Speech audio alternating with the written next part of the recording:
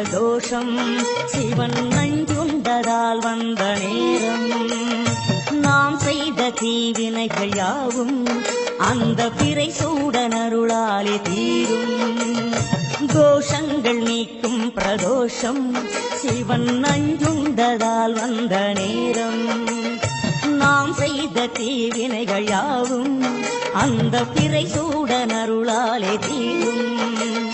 நாரணன் விடையாக நந்தியின் கொம்பிடையில் சிவனாடும் நேரம் இது சிவன் வரும் சுகமான நேரம் இது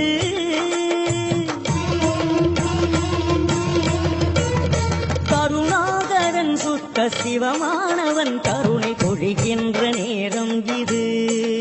வரம் தருகின்ற நேரம்